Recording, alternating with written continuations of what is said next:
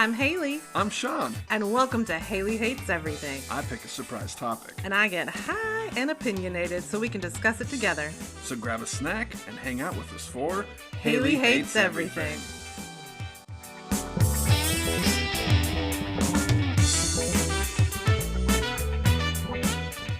Welcome back to Hailey Hates Everything. I'm Sean. And of course, her name's in the name of the podcast. Is it? Are you sure? You seem like you were confused. Is Hailey. Hello. Thank you. Thank you.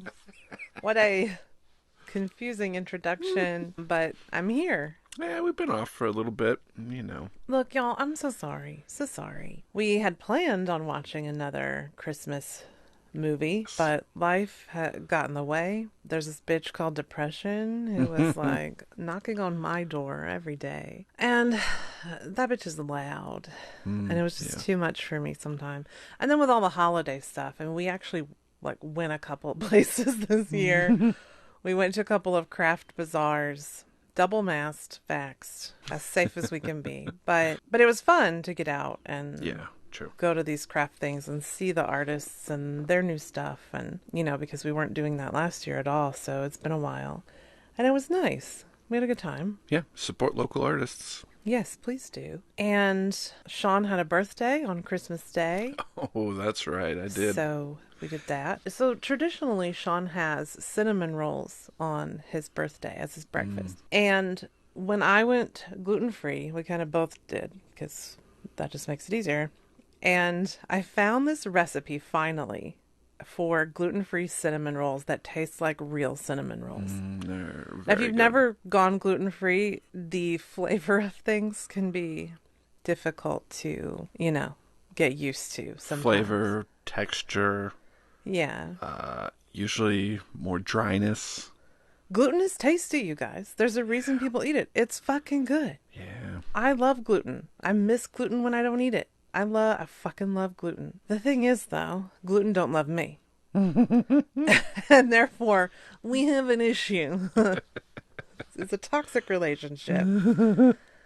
So, anyway, these cinnamon rolls, I didn't think I'd be able. Udi cinnamon rolls, the worst kind ever. Don't eat those. God. That's shitty. They were so horrible. But this recipe I found for these gluten-free cinnamon rolls, it tastes like real, actual fucking glutinous cinnamon rolls. The issue is, every time I make it, I cry. Because it's more involved. It takes a little bit of time. It's basic, but it's more involved. And because of all the different gluten-free flours and shit, the dough is like really sticky. It's really hard to work with. And man, it is a son of a bitch to deal with. And it's messy. They're so messy. And it will not look pretty.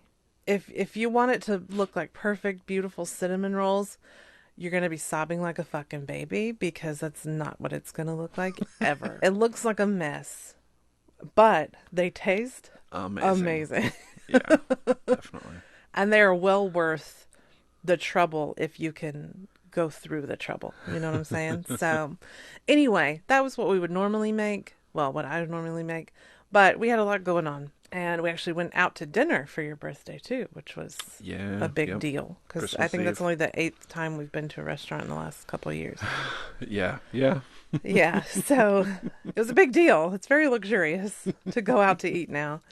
And we had a great time, a great meal, all of that. But for breakfast the next day, I made a more simple thing. And it was this really cool, like, scrambled egg wreath. And it was very, very tasty.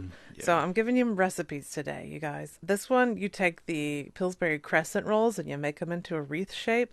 You fill the center with cheese and scrambled eggs. We did a scramble with peppers and onions, jalapeno, and bacon, I believe. Yeah. Yep. And then you put that in the center and you put some more cheese on and you affix the crescent rolls around the scrambled egg mixture like a wreath. Egg wash it, pop it in the oven, 20 minutes. Bring it out. Delicious. Yeah, very good. Thank you, my dear. Not gluten-free, but delicious. True. Just the same. So that was an easy one that we did that morning, and then we went over to his mom's to celebrate. That's kind of what we've been getting up to. A lot of house cleaning, organization. I spent 4 hours cleaning my bathroom, like deep cleaning it, getting rid of stuff, bleaching the shit out of everything. So anyway, I'm sorry that we were gone. I'm sorry we didn't get to a second movie, Yeah. but here we are. We did end up watching the Clusterfunk Christmas. Oh yeah, so that was the parody one Yeah. with Anna Gasteyer and Rachel Dratch. Correct. If you know them from Saturday Night Live and all the various things that they've done. Super funny Yeah. chicks on their own. And I think it was funnier and like more fun to watch because I knew it was a parody. So it's got all the different tropes and happenings and just like yeah. So if you want to have something on in the background, if you're still in the holiday mood, I know we're in the new year now, but some people hang on to it. Our tree's still up. Yeah, go watch a Clusterfunk Christmas. What was that on? Comedy Central? Yes. Okay. We've been watching Luther, which is not holiday specific at all. The first season was in 2010, which I was surprised it was that far back. And you can tell by the cell phones. Oh, yeah. Yeah. That's the dated part, really. Anyway, it stars Idris Elba or Idris. Am I saying it wrong? Am I saying it right? Yeah. I'm high, you guys. Yeah. I don't know. Idris Elba. Well, he is a fine drink of water, and he is detectiving around London, just doing his thing, and he's very moody. The seasons have all been very different. The first one was very gory and actually gave me nightmares. And I felt like there were more cases involved in the first season. And then the second season there was a main villain they were looking for the 4 to 6 episodes it was shorter. And then this third season was only 2 episodes, right? Yeah, there's usually like a season arc, and then every episode there's kind of like a different murder type thing also happening. I don't know, it kind of depends. Yeah, anyway, they all have a different feel to them. Yeah. But the first season gave me nightmares. The rest I can handle. But yeah, if you get past the first season, the rest aren't quite as gory. Yeah, it is a bit more serious than I thought it was going to be too, in ways. Yeah. I don't want to give anything away, but so if you've seen Luther, let me know. If you haven't, go check it out if you like detective shows. We like UK-based detective shows, so it kind of made sense. We do. And the dude from the new Strike Back, or the newest Strike Back, is on it. I forgot his name. Yeah, I want to say, like, isn't he like Warren Brown or something like that? Oh, I don't remember. But he looks so young in Luther compared true. to when he was in Strike Back. And if y'all haven't seen Strike Back, oh my God, it's good. Yeah. Strike Back is great. I wouldn't watch it with kids in the room. There are some very graphic, like more sexual scenes because it's on Showtime. Cinemax is what it was. Oh, was it on. Cinemax? Okay. It might be on HBO Max now. I'm not entirely sure. Okay. How would you describe it? It's like if you got to see 007 get it on a little bit. Okay. Well, I guess not no, quite. Because they're more gritty. Okay. They're it's more like more a like secret... 24, International 24. Yeah, because I was going to say, if Jack Bauer was 2 hot guys, going into other countries and trying to infiltrate stuff or solve terrorist attacks and that kind of thing. Yeah. Anyway, very entertaining, very enjoyable. And I don't typically like, violence, war stuff and things like that. But there's more of like case solving detective kind of shit, but they're also secret soldiers stopping terrorists. So yeah, I think that's my spiel about everything that we've been up to that has kept us from recording the podcast. And so anyway, we just wanted to check in with you guys. I'm all over the place to say hi, to say this is how we've chosen to end season 1 because we couldn't get around to doing it in a more spectacular fashion. And we just wanted to check in and tell you what we've been up to. Hope that your new year is great. Happy New Year. I should have started with that. Happy fucking New Year, you guys. Anyway, we do have some great stuff that we are currently planning for season 2, which we will start in February. Yes. We haven't picked a date, but February. Look at your notifications. We'll pop up on a day that you really need to hear from us, I'm sure. So look out for us in February. But we're planning stuff currently. I'm very excited about those things, and I don't want to give it away. I want you to be surprised. Give it away now. Exactly. I knew you were going to do that. I was waiting for you to do it. Is there anything else you'd like to add? I don't think so. I hope everybody had a great holiday. we're starting off 2022. Hopefully it's going to be way better than the last 2 years. I hope so. We did buy a boxing at home thing Oh, to yeah. try Fight camp. to work out process the last couple of years at the very least. Yes. This will help Hailey get out some more aggression. Yeah, do what I can to keep myself as balanced as possible. Plus, she'll learn how to throw a real good punch. So now Oh yeah, don't fuck if with someone me. steps to her at Costco, boom! Yeah, they're gonna rue the day. Truly. KO. Yes. You know, I was thinking the other day on Instagram, it came up my 98 degree story and why I have beef with Nick Lachey. And I know that I alluded to it on the podcast way back when we first started this. All 6 months ago. So I thought that would be a treat for the end of the season. I'm going to tell you why I have beef with Nick Lachey. So here's the thing. When I was in Boston, I was 20. I was broke. Everything was way too expensive. And the airport lost my luggage on the way there. I had $300 to my name when I moved, but I had to move because the other option was living with my mom. So anyway, I had to spend that $300 on like underwear and toothpaste and things that I needed. I didn't have a lot of money. We were broke. And I was also underage, so we couldn't just go anywhere because my friends that I lived with were older than me, like by a few years. And they could, go to the club, go to the bar, whatever. I couldn't. So we had to do stuff, A, we could afford, and B, we could all go too. So our biggest hobby was meeting celebrities, if we could. And especially boy bands, if we could, because I fucking love boy bands, right? But just like music people a lot in general. So anyway, we went down to Lansdowne Street. There's a club there.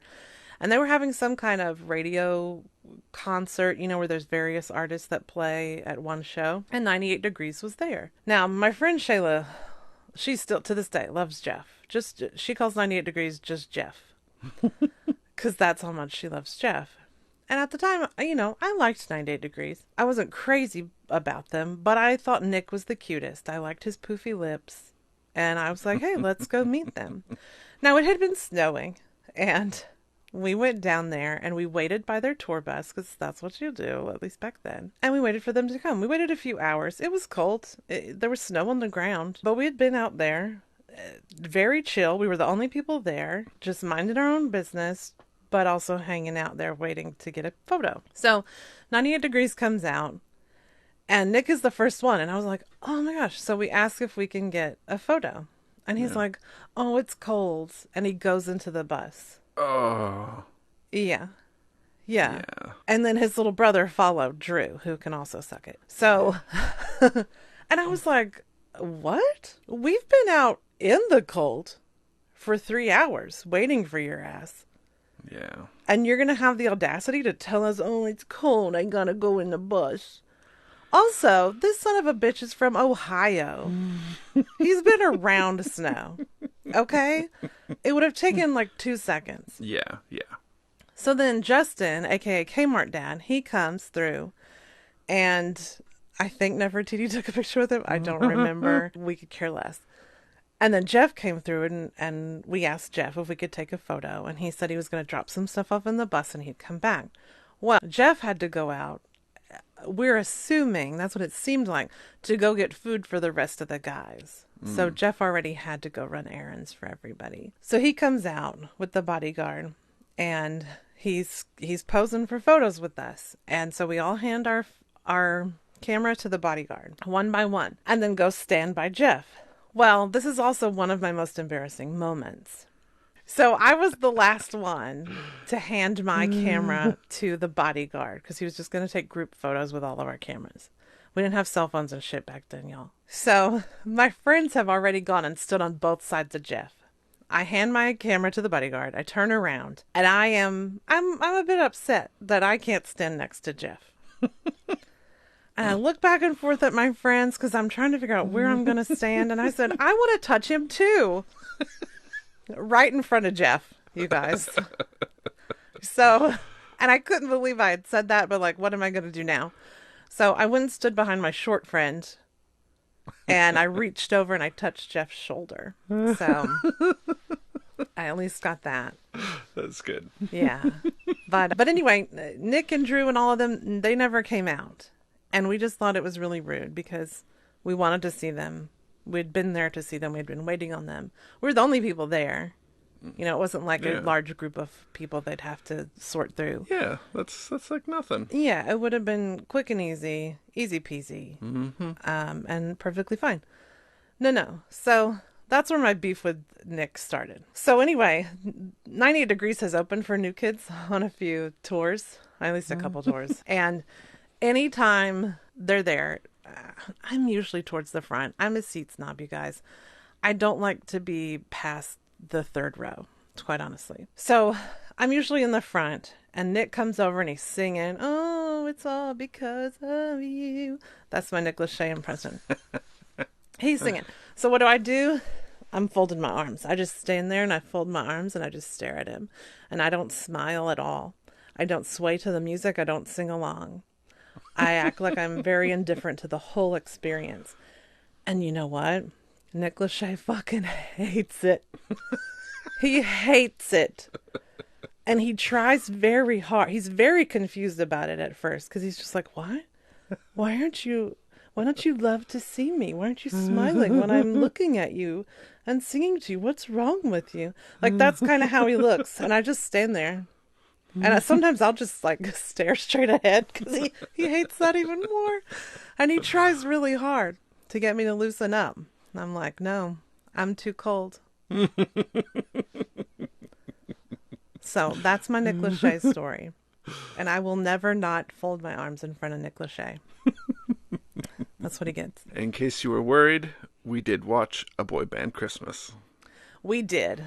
And I believe it was called A Very Boy Band Christmas. Yeah. It was very heavy on the NSYNC, which I am not huge on. And that's a whole nother story for another time that I don't think you guys are ready for yet.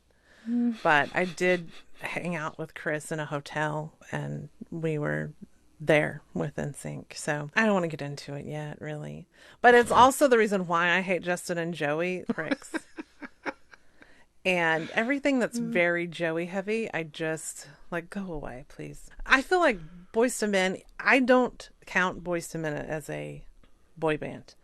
I like Boyz II Men. I don't count them as a boy band. But they have been heavily involved in the boy band related things. Yeah. For whatever reason. And I don't even know if Wanya and Sean wanted to be there. They were just like, "Why are we here? Y'all are crazy. Y'all can be stupid white boys, but we're just going to go over here and like sing like real men do and then leave." Because they were gone.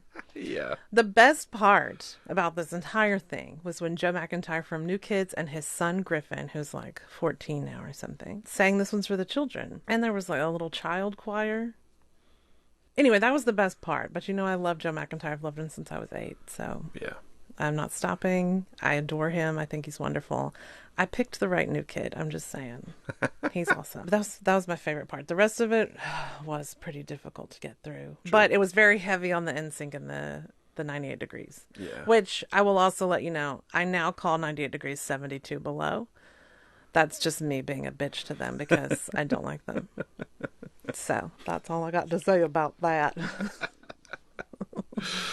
We hope you guys enjoyed season 1, all of the hates, all of the different stuff we watched.